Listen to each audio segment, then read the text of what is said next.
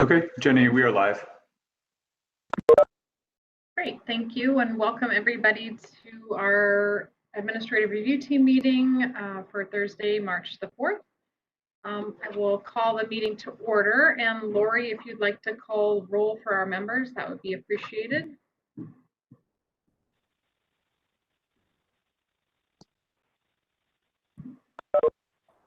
Lori, I think you're muted if you're trying to talk to us.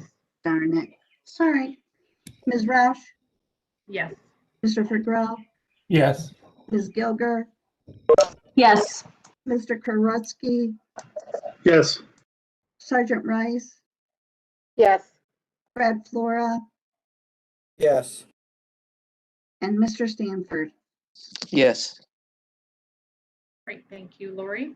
We do have one set of minutes to approve from February 11th. I didn't see any corrections to that. If anybody has any corrections, raise your hand. If not, I'll make a motion then to approve those. If I could have a second, please.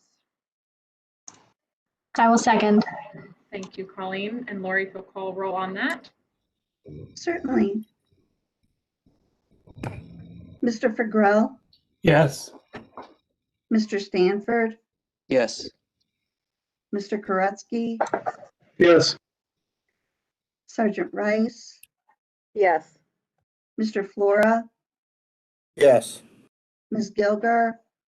Yes. Ms. Roush? Yes. Thank you so much, Lori. On our agenda today, we have two minor modifications to highlight that staff approved in meeting the criteria for minor modifications, and those were included in your package just for your reference. No action is needed on those.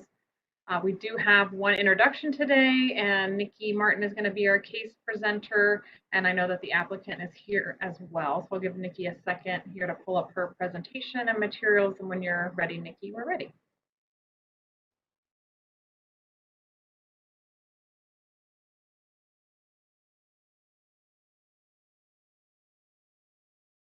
Great, thank you. Good afternoon. As mentioned, this is an introduction for the Baltimore Corner Restaurant exterior modifications.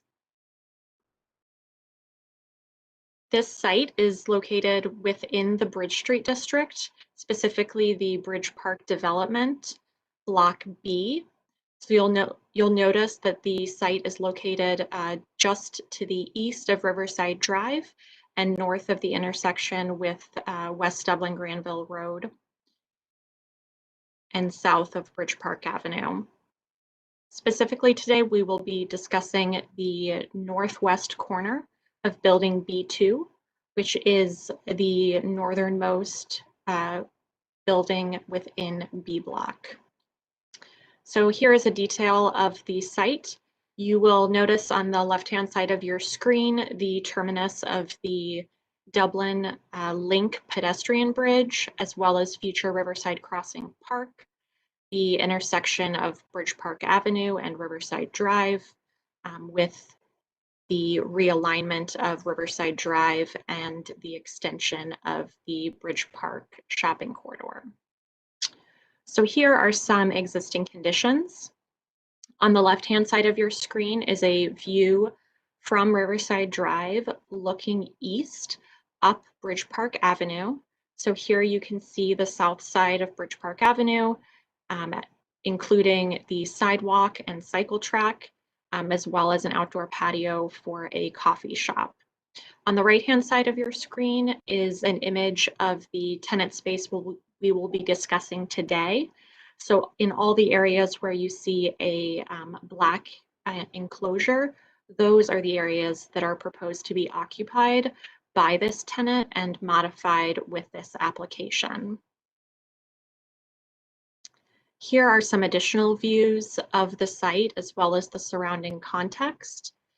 On the left-hand side of your screen is a view of the tenant space along Riverside Drive. So this is looking south, and you'll notice the black enclosure that is existing and would be improved with this tenant.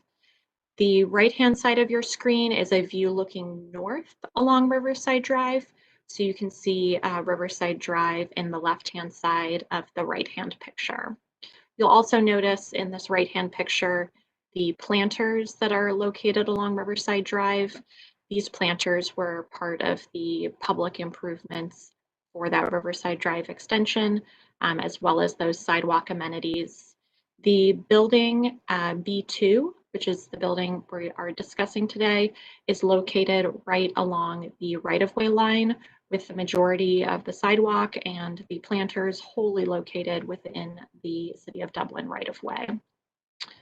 And this is a final picture providing some additional context of that pedestrian gathering area located at the intersection. So here's an overview of the Bridge Park B block. You can see that north is oriented to the left-hand side of your screen, with Block C just to the north of Block B and Block A immediately to the south of Block B. We are talking about the building located at the intersection down here. It's important to note that with the original approval of this block of development, a shopping corridor was designated as required by the neighborhood standards. This site is presently zoned within the Bridge Street District, Scioto River Hood Neighborhood District. With the neighborhood standards, the shopping corridor has additional standards, with a use-specific standard that a minimum of 12 feet of clear pedestrian circulation area be provided along the shopping corridor frontage. The intent behind that code requirement was to allow for the activation of the public street in this shopping area. Provided on your screen is also an improved open space plan. With this block, which was originally approved by the Planning and Zoning Commission in 2015, publicly accessible open space was dedicated, or designated rather. Those spaces are shown on the screen in green. A detail provided here shows building B2, located right there at the intersection of Bridge Park Avenue as well as Riverside Drive. Is a 512 square foot public open space that was designated as a pocket plaza. This area, per the original approval, was intended to serve as a gateway location as well as contribute to the overall amount of public open space. So in detail, the applicant has provided site plans for the administrative review team's consideration today. Here you can see the interior tenant improvements as well as the proposed exterior tenant improvements. The right-of-way line is designated in red on your screen. You'll note there are encroachments of the patios, both the enclosed and open patios into the right-of-way along Riverside Drive. Here is a site detail plan so we can more clearly discuss those proposed modifications. Beginning on the left-hand side of the page, there is a proposed enclosure of the open plaza area located within the footprint of the building. That's at the most northwest corner. That enclosed area extends along Riverside Drive, west of the right-of-way line. So this is the proposed encroachment for that enclosed area. It's a approximately 6.5 foot encroachment. The covered and open patio is proposed to encroach just over 4 feet into the public right-of-way. In order to accommodate these improvements, as well as to allow for clear pedestrian circulation area, the applicant is proposing to modify a city planter within the right-of-way. This planter would be decreased in size by just over 2 feet. With this modification, this would allow the applicant to provide a minimum of 8 feet of clear circulation. Without approval of the modification to the Riverside Drive planter, the applicant would only be able to provide approximately 6 feet in some areas, which would be less than desirable, particularly along this shopping corridor where 12 is the minimum requirement. So the applicant has provided character images which are helpful in understanding the context and scope of improvements. Here you'll see the enclosure at the intersection, as well as the nanowall system. And to the right-hand side of the screen, you'll see the covered and open patio portion with a covered awning. You can also see on the right-hand side of the screen the modification to the width of the planter along Riverside Drive. And then the left-hand side of the screen along Bridge Park Avenue shows the main entrance to the restaurant. The modifications along Bridge Park Avenue are located within the right-of-way. However, at the corner there, it is located in the area that was designated as an open space. So here is the context looking north along Riverside Drive. You can see here the covered and open patio, as well as in the distance, you can see that enclosed portion of the patio, which really becomes a building addition in this case, as well as that pedestrian circulation area. This is the main entrance, and here you can see the enclosure of that originally dedicated open space area on the right-hand side of the screen. And finally, I will now open it up to the administrative review team discussion. However, I did want to provide an overview on process and a summary of the focus of my presentation today. So with this application, the administrative review team is asked to make a determination on whether or not this potential minor project review has greater surrounding community impacts and would be eligible to be raised to the Planning and Zoning Commission for their ultimate consideration. So if that were the case, at the next hearing of this application, ART would be asked to forward this application, but would not be making a recommendation on the merits and the scope of the project. That being said, we are asking for the administrative review team's feedback as planning staff, as well as all of the Department of Development will need to make a recommendation to the Planning Commission as part of a future staff report. Next, the scope of my presentation today has really only covered the overarching context and improvements with this proposal. That is by intent. At the next hearing of this item, I will provide greater detail on the design finishes, but really in order for the administrative review team to make a determination on the community impact, the greater context seemed to be the more appropriate item to raise up. So I would be happy to answer any questions that the team may have. The applicants are here as well today, including Carter Bean, the architect, Wayne Schick, with Cameron Mitchell Restaurants, as well as Karen Hanlon. Thank you. Thank you, Nikki. Does anybody have any specific questions for Nikki at this time?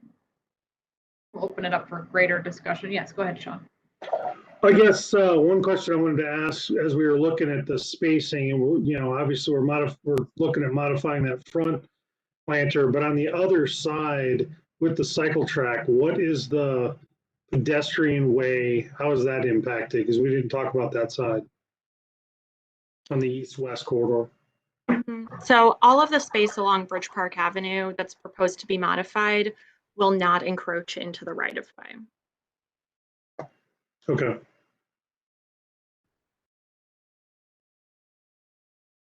Therefore, the clear areas for the cycle track as well as the sidewalk will be maintained.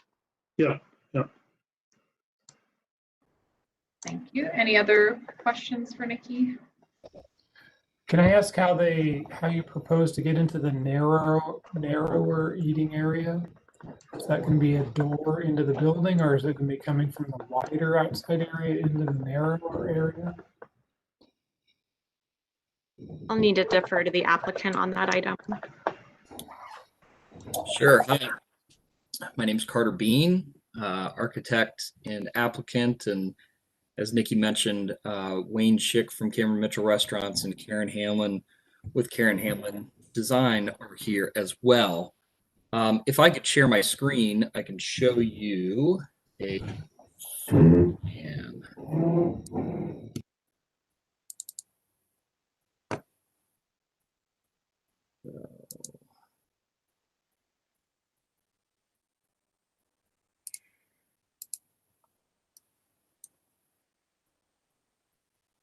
So the narrower eating area, are you referring to the outdoor patio space or the bar area?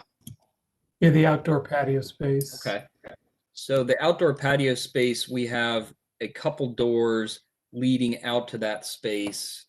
Not on this plan, but on another, I've shown an accessible path through this portion. So, this portion can be accessed by this door.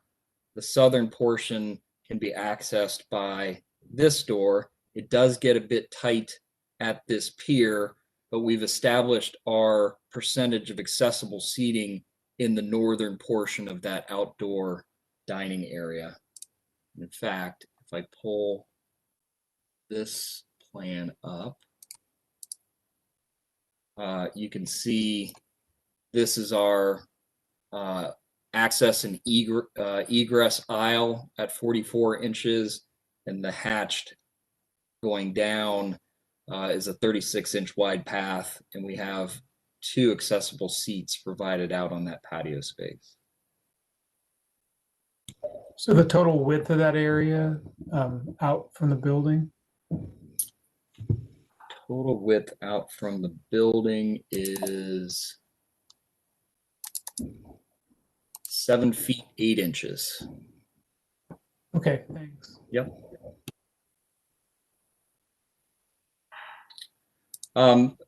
Would it be appropriate for me to add some additional presentation materials, or should we go through additional questions? I'm happy to let you present unless somebody has something initially they want to ask. If not, then yeah, by all means, Carter, go ahead. Okay. I don't see anybody raising their hand, so you're good. Thank you. So we've been working on this quite some time with staff, and we're fully aware that we are making some asks here that don't fit within the confines of what was previously established. And I'd come to a comfortable understanding of, all right, here's where it may go too far. And so we work within some of those parameters and then launched in on our private side the detailing and finishes and all the nuances of the space and the facade itself. And what's become apparent to us is that our submission really didn't address the overarching planning aspect of how we got to where we did. So what I've put together here is a series of slides that walk us through the thinking process in focusing down into our space. And as one drives along Riverside Drive from the roundabout, you're at a higher speed of travel in a car. And the sitescape and the buildings and everything about the design of Bridge Park, as you proceed from this point north, reacts to that condition.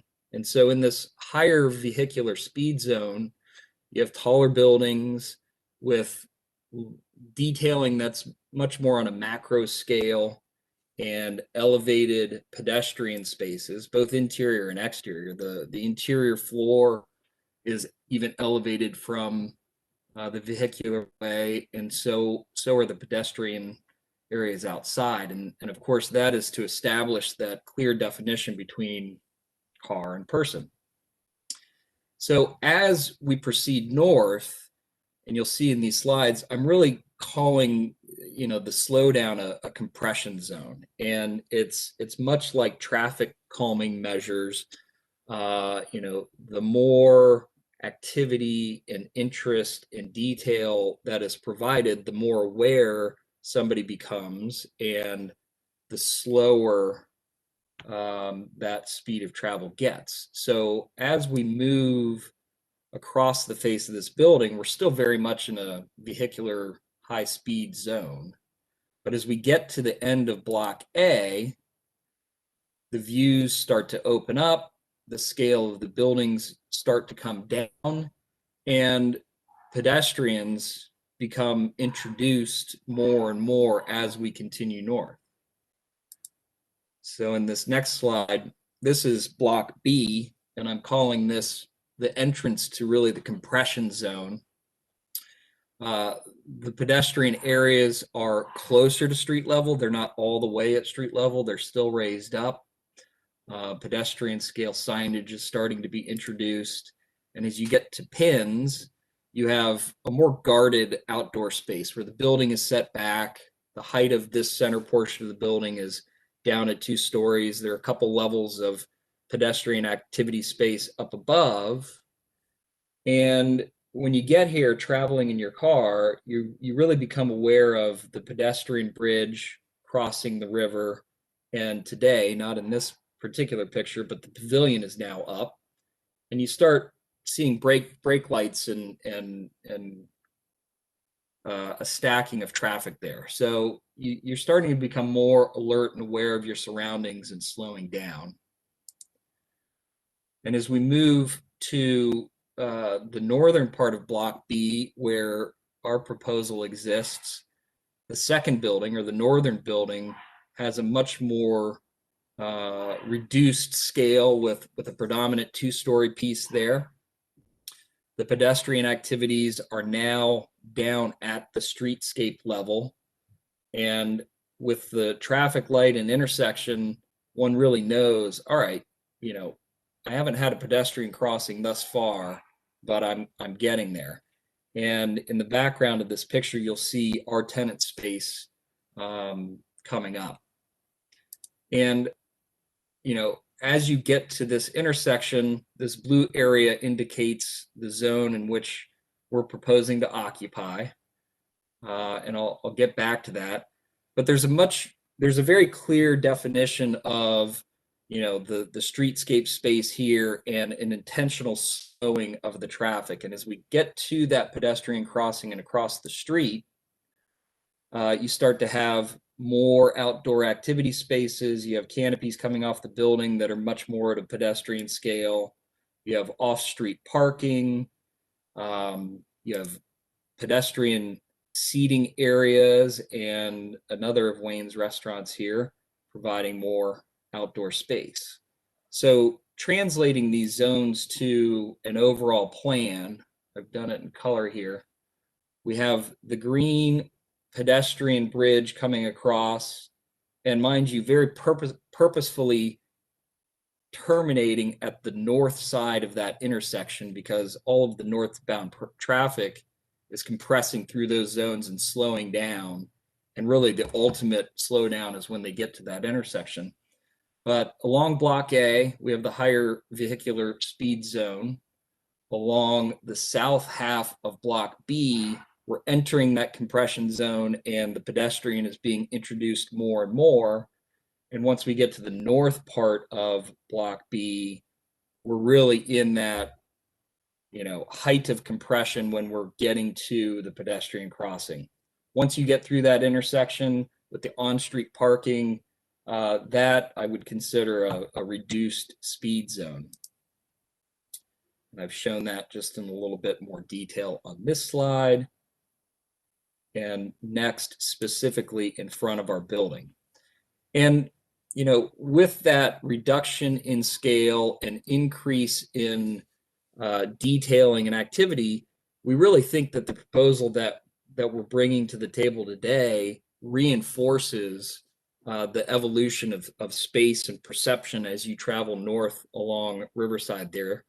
And additionally, as someone is arriving as a pedestrian across the bridge, creates an inviting, energized space to which they arrive. And so what I said here is the tenant space is an opportunity to further reduce the massing and detailing of the building to a pedestrian scale, and in doing so, further the awareness of activity and traffic calming will occur. So these are renderings that are fresh off the press that are just a higher quality from what we submitted.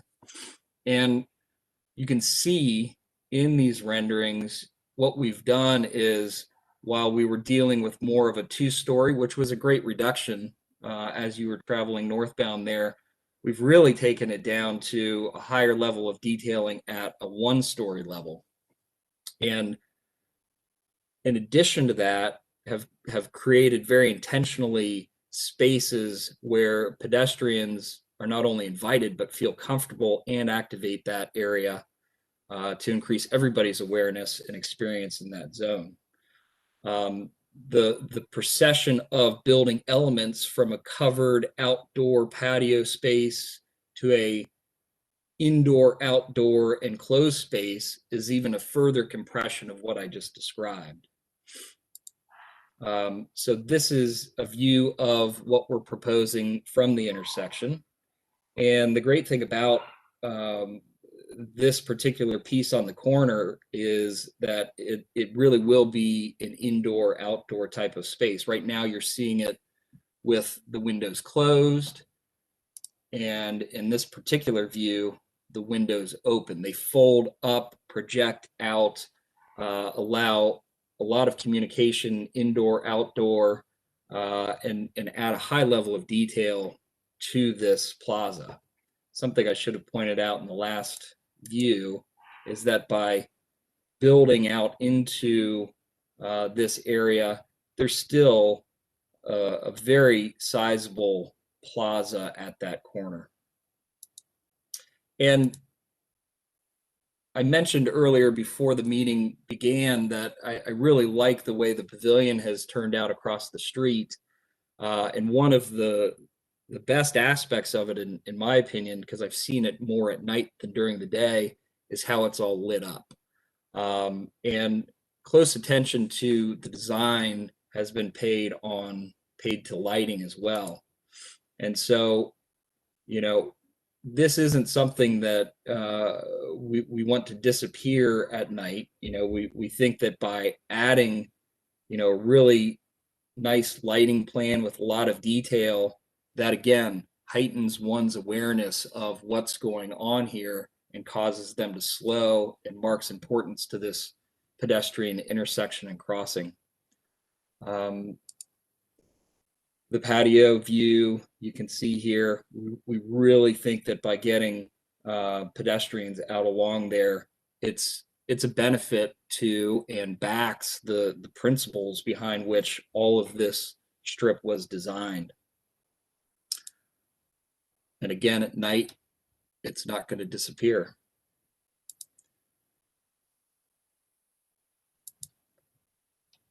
With regard to the 12-foot pedestrian way that is indicated along the street, you know, we are asking for a reduction in that, and in conjunction with modifying the planter, we're proposing 8 feet.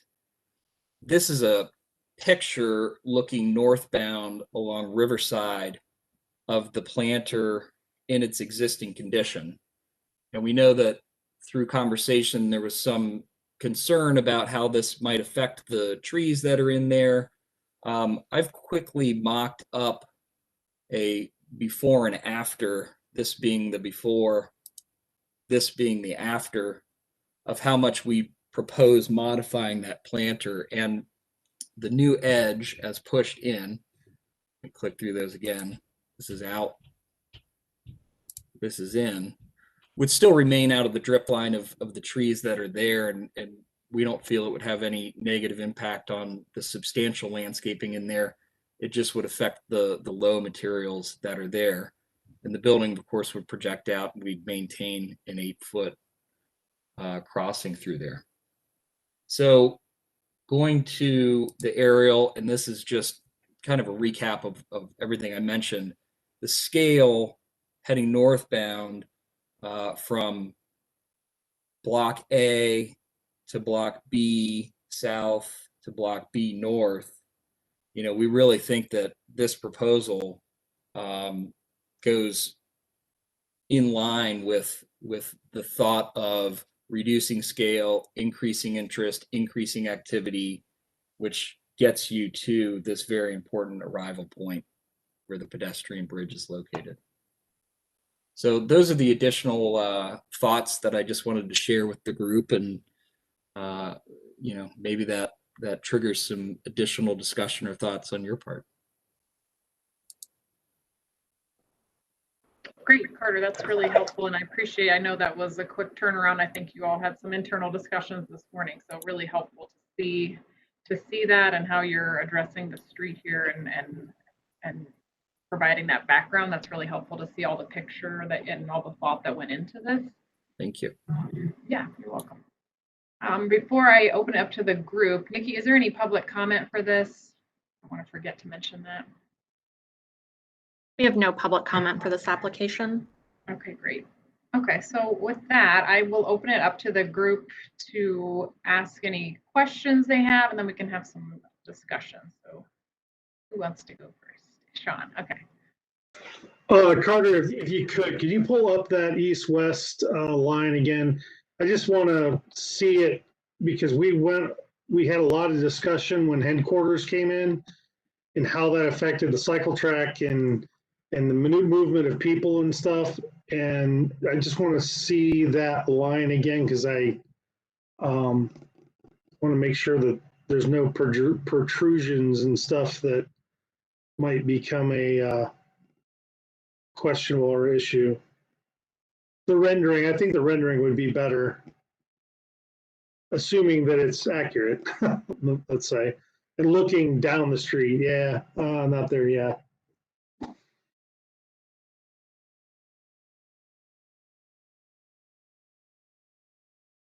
Yeah, it's fairly open. The fixture is probably high enough for somebody that's on a bike. I wanted to look at that, and then I guess I actually don't really have that much of a concern on the planter, but the concern I want to bring up, and planning probably has more history on this, but there's also, even though it's good, the compression for vehicular and showing pedestrian, my worry might be that the compression of that open space at the corner that's receiving people from the bridge and kind of cycle for the cycle track, that whole movement is also being compressed. So I wanted to get planning's view on that more so than I'm worried about the planter.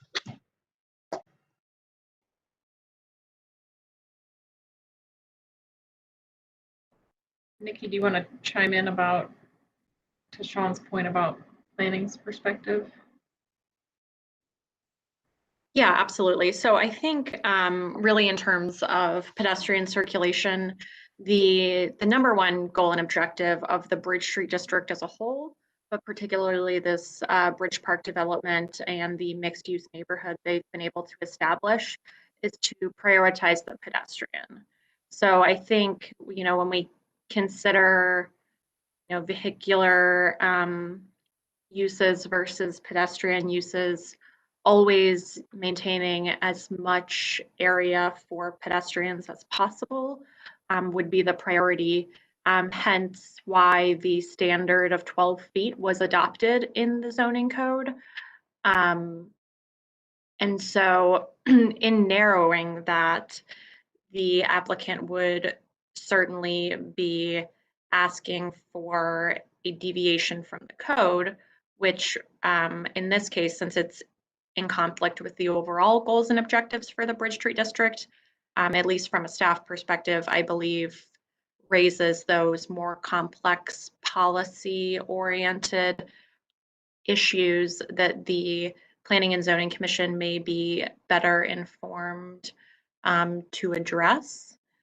So I think given the anticipated pedestrian use and activation in this area, Planning would always advocate that as much space as possible be provided, although we do acknowledge that, you know, the applicant has given significant thought and and consideration to how they can both achieve their objectives while, being cognizant of, what the city is trying to maintain. So does that answer your question, Sean? Yeah, I agree. And I like the design, don't get me wrong. I just, because of being a gateway and how much space we had kind of carved out for people mingling and waiting and getting across the streets, and we're near a parking garage, and how that whole, genesis of people happens at this corner, that was my biggest worry. So like I said, and like you said, if it ends up that needs to be a planning commission thing, I guess that's why I wanted to bring it up, because I think that's a bigger issue than anything else that I'm seeing personally. And Sean, I guess maybe I have a question for you and just what you're thinking through with relation to where you think people will be coming from. Do you think that Riverside Drive narrowing down is, if they're maintaining on Bridge Park Avenue, that width and that space there, where do you think our most cycle track people or people on bicycles are coming from? Do you think that, does the Riverside Drive side give you concern? I guess I'm trying to. It's more, I think, in the corner, because that corner of how that juts into that space that was where the brick was, right, was a little deeper in that corner. So you've got kind of a face of the building that's jutting into gathering space, whereas bikes may be traveling in one direction or the other. People that could have had more space to get out of the way now are going to be more in conflict. And I think, just the general public movements, I don't think going north towards the hotel is as bad as going into on this, east-west corridor. So that not being necessarily compromised isn't a problem. It's more at the corner itself, in my mind. Okay, that makes sense. I'm just wondering that as well, with that, where it's sort of the corner of the building, extends out a little further. Okay. Yep, exactly. Okay. And Carter, maybe could you speak to that a little bit? Is there any flexibility at that corner, and how that could be treated? Again, we need to discuss the bigger question of the open space dedication and how if that's going to be changed, how we're going to handle that. Sure. And we addressed it to some degree, knowing that the movement around this corner wanted to be eased. So we did splay it as we did here. The design challenge is an interesting one, because by establishing this canopy, we're also dealing with its relationship to the existing balcony above. So at one time we were looking at getting to a certain point, diagonally cutting across and picking back up, but you end up with this really odd juxtaposition of the angled canopy and the corner of the balcony above projecting out. So purely from a aesthetic standpoint and not making this, look ridiculous, we went ahead and completed it, but of course still did allow for a path to cut that corner. So that was our thinking behind it. Is there a way of eliminating that column? Could you cantilever that out? And maybe that it appears to be more circulational space? Because that kind of blocks it. I think that's absolutely something that can be considered. And we do have a difference in the treatment at that corner because it's cut off, and we even changed the lighting in that corner. So, Wayne, what do you think about that? We could certainly justify removing that column from a design standpoint. And yeah, hi everyone, Wayne, Cameron Mitchell. We can certainly study it, Carter. You described it very well. We ended up with the corner as designed because of the structure above it. So, structurally, can it be supported without that column? I don't know the answer to that, but but we can certainly study it. Mhm. I mean, hearing Sean's comments and how that might be important to the overall area, I think it's worth a good look. Absolutely. Okay. Thank you both. Who else has, Sean, do you have any additional questions? The only other thing I noticed, and it's not, again, it's minor, is at the on the north-south, the south end of the planter that's being modified, there are 2 bike racks, and just those may need to be adjusted so that the back of the bikes aren't into the pedestrian way. Gotcha. Yeah, they sit, yeah. Yep. All those are in between. Okay. Yep. Okay. Thank you, Sean. Who else has questions? I can't see everybody at one time, so maybe just speak up if you have questions. Aaron, I see you. Okay. Yep. So we've been looking at this from, transportation, mobility, streetscape.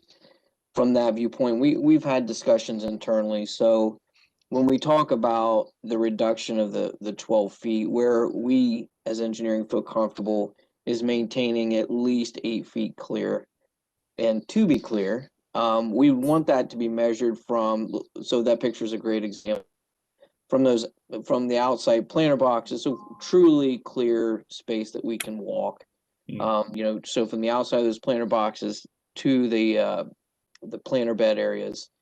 One thing that we've looked at when we, because obviously to meet that goal, they've proposed or shown a modification to the width of that area.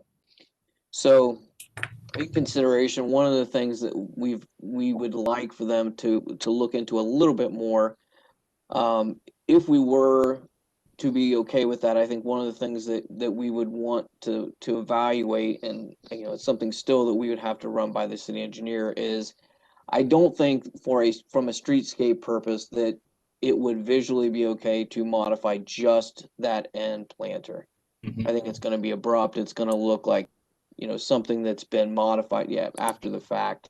So one of the things that we would like to consider and look at and evaluate is if we are to be comfortable with that end being modified to get that width, would we want to also help transition in that second planter zone, which that's a very long planter when you look at it on an aerial. It's a very long area, which would give us the opportunity to kind of ease that transition, especially visually.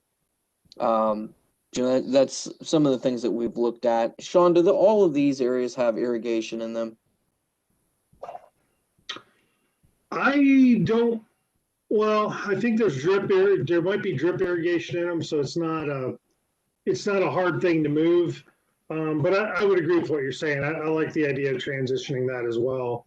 That corner was kind of abrupt, but yeah. Okay. Yeah, and I mean, just from an overall standpoint, we are trying to balance, as we should, right? We obviously want activation here. I think this would be a great project to be facing this entry to the bridge, great views. We want activation in the streetscape. We want people down here walking, enjoying the area. So we're balancing that, working with this application of, how do we make this happen? But at the same time, make sure that we're not making critical mistakes in what we're doing with the streetscape and providing those open areas. So we feel that 8 feet gives us what we need, because obviously, as we get to this intersection, we want these areas to open up. We want them to be free flowing. We want people to feel like they have space in that zone. So those are the things that we're looking at. I think we can continue that. Yeah, and that's a great example of, you can see the length of that planter. So that could give us, some flexibility to make that work. But from our standpoint, that's kind of the direction, engineering staff working with our city engineer, that's where we're at, and that's what we're looking at. So, I think the applicant, gets our guidance and direction, but those are our major considerations. Great, thank you. Brad or Carter, I guess Carter or Wayne, do you have any comments or things to address anything that Aaron's asking about or talking through? Sure. Does it make sense not to modify the entire planter, but just come up with a nice organic transition so that where the northern planter is pulled to the west a couple feet, that's where we pick up the southern planter. And once we get past the outdoor dining space, it begins to ease back and then tie into its existing location.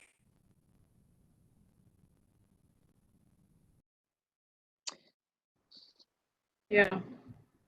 Yeah, and I think, and right, I preface all of these statements with, these are things that we have not previewed with the city engineer, so it's obviously something that we want to discuss further. But I think the intent, I mean, to answer the question briefly, Carter, I think yes, there is that opportunity. I think our goal is going to be we have a fixed point to the south where we want to have it line up ultimately with the short planter, and we have an endpoint to the south.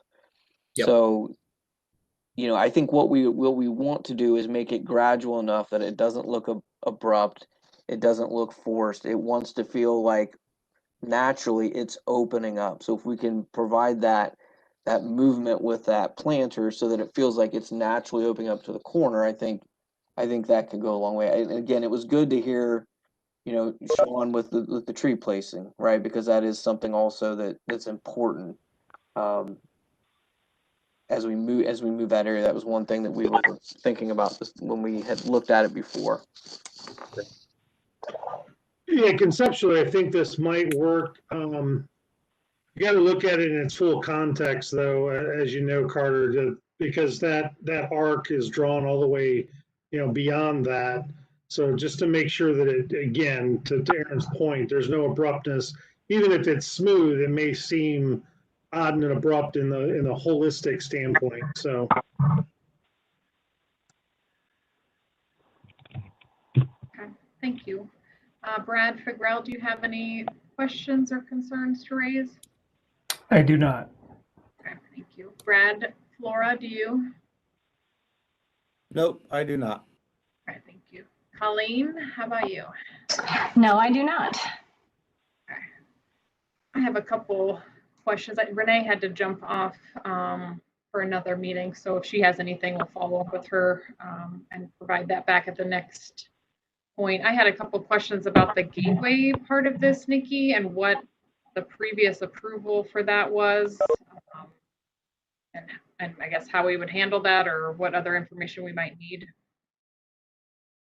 Yeah, absolutely. So as I mentioned in the presentation, there, as part of the Bridge Park Block B, there was an open space plan which Crawford Hoying had approved by the Planning and Zoning Commission.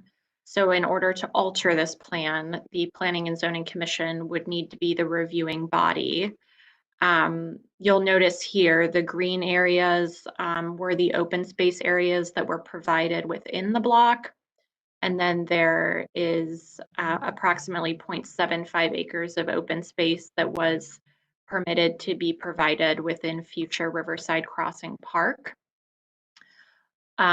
Based on the history that staff has been able to uncover regarding this decision, it is likely a result of the Scioto River Neighborhood District, sorry, that's such a mouthful, neighborhood standards. And so the neighborhood standards include a schematic which shows a gateway location at this intersection. And I believe because of the overlap between the shopping corridor and the gateway requirement, this space for additional circulation and activation was designated as a pocket plaza. And so there was a condition of approval on the original application that the applicant work with the Dublin Arts Council to provide public art in this location at a future date. So These are all items that would need to be considered by the Planning and Zoning Commission, the administrative review team, as well as the applicant and staff. Thank you. Do you know, and I don't want to put you on the spot here, for the code in terms of gateway, what meets those requirements? I recall the Bridge Street Code, and maybe we can answer that after the fact, but I recall the Bridge Street Code discusses what is considered a gateway, and I was just wondering if a more prominent architectural feature counts as that, or if it's something more specific. Just trying to understand if what they're proposing could still fit that, because it is a different way to approach this corner or not.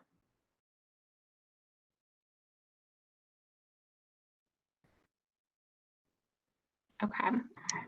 So I do have the code up, and I will try to be as brief as possible. But gateways are identified as points of identification that provide a sense of arrival. Gateways are required to be pedestrian oriented in scale and may include a combination of architectural elements, landscape features, and or public open space. This is required to be consistent with the principles of walkable urbanism defined in the code, and should be provided per the schematic in the neighborhood standards. Okay, that's helpful. Thank you. Okay, yeah, well, it seems like maybe something to talk through a little further and understand. I have a little concern just to make sure that you all are prepared going to Planning Commission, knowing their desire for gateways and the public art piece. We'll have to sort out what that looks like and how we would handle that. But yeah, the gateway open space dedication, I mean, there is a lot of open space adjacent, so I definitely understand that there's accessibility to that, but if it's meant to sort of provide that gathering space at the corner, which maybe gets to what Sean was originally talking about in the architecture. So just, again, we can talk through and think through how that might be accommodated or handled alternatively on your site or adjacent to the site. I don't know, you have any initial thoughts on that, Carter or Wayne? You know, I liked everything that Nikki just read there, you know, to, I guess, the point of your question, Jenny, you know, creating a place architecturally, and that's pedestrian scale, sounds to me like it begins to satisfy that requirement, and that's everything that we're trying to do with the design. We absolutely will be working with Crawford Hoying to find additional space somewhere to transplant that 514 square feet, I believe it is, and establish a location for public art in addition to that. But I think the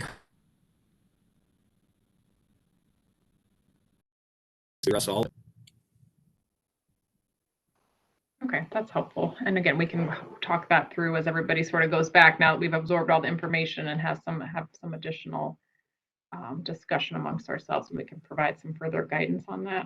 I did have one more question about the sign that's shown on that Riverside Drive elevation and the adjacency of that to the balcony of the person that lives above there. And again, that's sort of I know there's a master sign plan approved for this, but just as we were talking about gateway and public art and what that looks like, I just happened to think through that's essentially on their balcony. So right. So the signage isn't completely thought through yet. So we will be coming back once the signage has been fully designed. But having said that, this is essentially what we're working towards. I've just left it generic in these particular renderings. The second floor user here, I believe, is a dentist's office. Okay. So, it's below and out beyond their railing. Is it another object that they would be looking out to? Yes. Is it terribly obtrusive? I don't think it's terrible, and they're a use that will be unoccupied at night. So the illumination of these signs wouldn't affect a second floor tenant here. And then, of course, the residences start up on floor 3. Okay, great. I apologize for that confusion. I was, wondering if you're living there, that might feel kind of obtrusive at nighttime. But Right, that's helpful right. background. Okay. Okay, and again, that's something that's dealt with outside of this. I just happened to think that came Right. to my attention. So. Okay, does anybody have any other questions or concerns at this time? Is ART comfortable with recommending that this be brought up to Planning Commission for their review? In the end, the ART at the next meeting would have to make that formal recommendation. I just want to make sure that everybody's comfortable, would be comfortable doing that, or think this rises to the level. Anybody? I think I would agree with that, but Aaron? Yeah, I think it would, I think in any instance, I would recommend that this gets pushed up to Planning and Zoning Commission. It's a very important corner. Lots of things to consider, and I would just want to make sure that it gets that level of review and approval. Brad or Brad? Yeah, I'm fine with that. I think it's important enough to do that. I agree. Okay, and Colleen? Yes, I agree. Okay. Okay, well, and again, if you're already going for a waiver for the shopping corridor anyway, it's not like you're making a special trip. So that makes me feel a little better about adding additional process to you as well. So, okay. Any other comments or questions? Okay, well, with that, then I appreciate everybody's time and input, and Carter and Wayne will be back to you once we've had a little more internal discussions about this and give you some, further direction. Then it gives you time to look at some of the things that were raised and how that might be accommodated as we move forward. So with that, unless anybody has anything further, I will adjourn our meeting. And then if everybody can hang tight for 1 second while Chase stops our live stream, that would be really great.